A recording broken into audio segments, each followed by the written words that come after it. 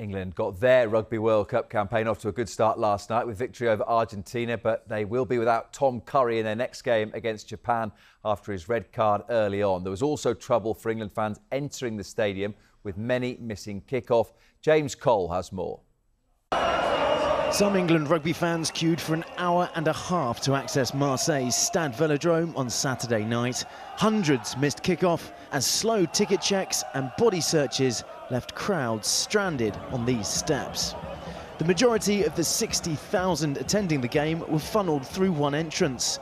Some involved have told Sky Sports News they felt unsafe. In a statement, World Rugby said all ticket holders were able to get to their seats and there were no reported incidents.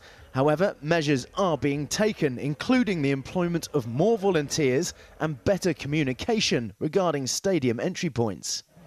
World Rugby has also apologised and urged fans to arrive at the stadium 3 hours before kick-off to get through the security checks. Despite missing kick-off, England supporters had plenty to cheer about in Marseille as England got their World Cup campaign off to an impressive start, a man down. Tom Curry became the third England player to be sent off in 4 games for a head-to-head collision. The flanker could now face a 2-match ban. The dismissal, though, seemed to galvanise Steve Borthwick's side.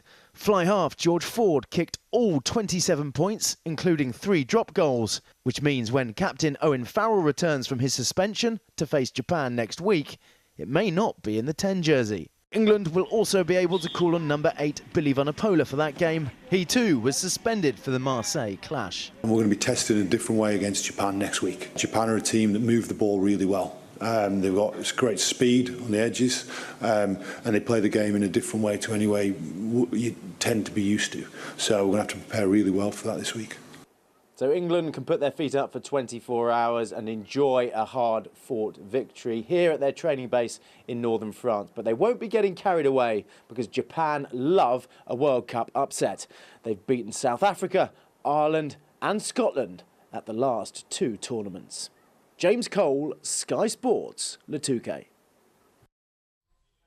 Wales play Fiji later on in Pool A, which kicked off yesterday with Australia's bonus point win over Georgia. It was Eddie Jones' first win since returning as Australia head coach. Well, round 1 you want to be sitting with 5 points. So I think we got 5 points. Then parts of the play, it's the first time I've been involved in a game against Georgia or a training session against Georgia where their scrum hasn't dominated or looked like dominating. So as a real credit to Neil Hatley and the front row and Taniela in his 50th cap and Belly and Parecki and obviously the rest of the pack for their scrum efficiency and the way they scrummed. And then I thought, secondly, our attacking kicking was really good. We put Mark in a number of situations where he really caused the opposition a lot of trouble. So they're 2 really key and promising areas for us.